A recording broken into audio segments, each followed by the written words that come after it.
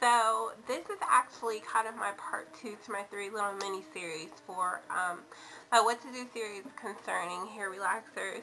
Now, before I get started, I just want to apologize because I know it's been like almost 2 months since I did the first one. You know, I just been like hella crazy and busy and stuff, so a lot has really been going on, so that's one of the reasons why I haven't really gotten a chance to film that. So, here it is. Number 2, before I get started, if you have not seen my first video, just go ahead and click this off and actually watch part 1. The reason why I say to watch part 1 is because I feel that the preparations for the relaxer is probably one of the most important things, within this entire series. So it should be like right here, and go ahead and click on it. You know, I'm not going anywhere. You can always come back. But anyways, for those, of course, who have seen part 1, this is for you. So, once you, of course, kind of done the preparations, and the video should be, like, right here, this video really kind of contains to the day that you're getting your relaxer, so to speak. This is relaxer day. You know, you're ready to get your relaxer, and you're all excited, whatever. So this is the stuff that you're going to do. Also, before I start, this is really catered to people, of course, who do the in-home kits, you know, the do-it-yourselves. You know, you go to the store, beauty supply store, and buy the box. If you are a person, of course, who goes to the salon and, you know, you get your beautician or stylist, of course, they will usually follow these steps as well. So it's great to be knowledgeable. Anyway, so the first thing you want to do, of course, is to gather all of your tools.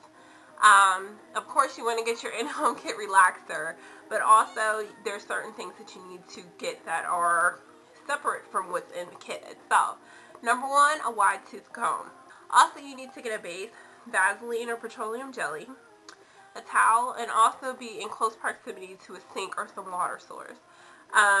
Necessarily a tub or a sink, not necessarily just a stand-up shower, and I'll explain all that later. Anyway, so once you've kind of gathered all this material, the next thing you want to do, of course, is open your relaxer. Open up the box. So for those who have not done an in-home kit and it's your first time, most of the in-home kits, if not all, actually have all of their products. They have a number. So what I like to do, one of the first steps, is that I set up everything in numerical order, from, you know, the cream relaxer to the activator to the neutralizing shampoo to the leave-in conditioner to the pre-treatment serum, whatever. I set it all up in numerical order so that I know what comes next. Then also what's important is that you want to set up, of course, get the gloves and the spatula that comes with it as well. So once you have set up everything, what you want to do is to read the directions into its entirety. The reason why I say that is because if you have never done an in-home kit, it's important to read that. And even if you have, it's important to read those too.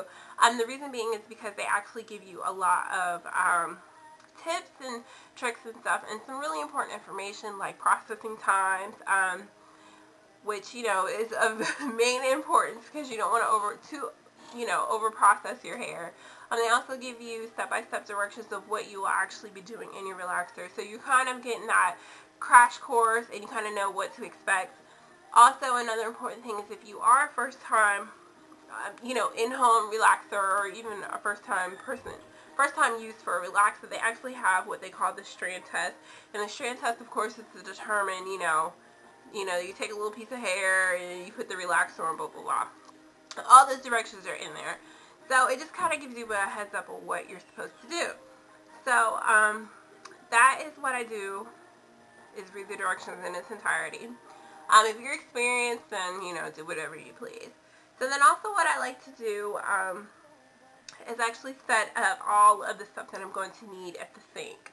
The reason why I wash my hair in the sink and not necessarily in the shower is because I don't want necessarily the chemicals to be rinsed on my body, which is, you know, not a good look. So I usually do it in the sink. If you don't necessarily have a sink that you can wash your hair in, you know, head in the shower or in, in the tub, so try not to get all of that, chemicals all over the place. But anyways, what I set up at the sink, of course, is my towel. And usually the products that require washing, washing like the shampoo, the constructor, all that stuff actually goes at the sink. So once I do that, I actually use the base or the petroleum jelly and base around my scalp. The reason for this is, of course, is to kind of act as a buffer zone in between the sensitive areas like your hairline, your ears, and even some irritation spots that you may have. If your scalp is too irritated, actually wait a couple days before you have your relaxer. But usually with the base, what I will do is, of course, go around my hairline, and then also in the ears, I go behind the ears, all over the ears, and continue around the head. And that's just the Vaseline or the base is actually going to act as a buffer zone. Now, one thing, if your relaxer kit, I know some of them actually come with Vaseline, so of course use that. So once you're done basting your head, the important thing, of course, you want to wash your hands. Again, I like nice clean hands to, to move forward with. So most, if not all, of the in-home kits actually have a pre-treatment serum. I know the one that I use has a pre-treatment serum, and you want to use all of the pre-treatment serum regardless of how much hair you have, how much you feel that you need, so on and so forth. Use all of it. So apply the pre-treatment serum all over to your hair, and then of course wash your hands again. You want to have nice, clean, dry hands. So then the in-home kit relaxers actually come with gloves. You don't want to use latex gloves or any other gloves that you might have around like your home, because these gloves have been, designed so that you're not going to be mixing any chemicals with the relaxer. So apply the gloves, and then of course you want to open up your cream relaxer. So when you open up your cream relaxer, then you want to apply the activator. The activator is usually that pink, purple, material that actually has the child safety lock. So you want to apply that into the cream relaxer and then take the wooden spatula. What I usually do is I cut in half, then fourths, and I keep cutting until the activator kind of works itself down into the cream relaxer, and then you want to mix well. Now this is a step where you're really going to have to, decide, okay, I need to really take some time and do this. You want to mix it well. You actually want to have it to the consistency of what I would call like sour cream. If you ever see sour cream, it's nice and smooth. That is what you're looking for when you do your mixing in your relaxer. Once it's finally mixed nice and well, what you want to do is actually take your wide tooth comb, and I don't have a comb here with me, but anyways, what you want to do is then part your hair in 4 sections. One way going this way, oh god, I'm gonna look a mess, and one way going that way. So you want to part your hair into 4 sections and then start applying your relaxer. How you apply your relaxer, what I usually do is the 4 sections. I actually will apply it around the hairline first, and then one section I'll take it, part the hair, and then start to do it at the roots. And I do like, about 1 inch sections, 1/2 inch sections, all over the head until I've applied the relaxer. Now one thing I want to actually back up a little bit, and I've actually said this in the prep video, I feel this is important when you're doing an in-home kit to have somebody with you.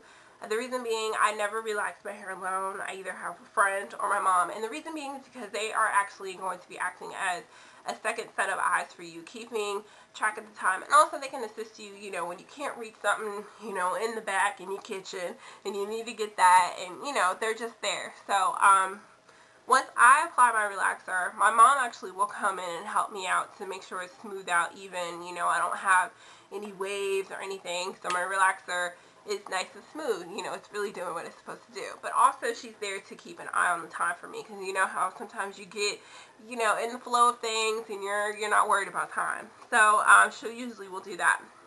And then, we let it sit for a lot amount of time, and which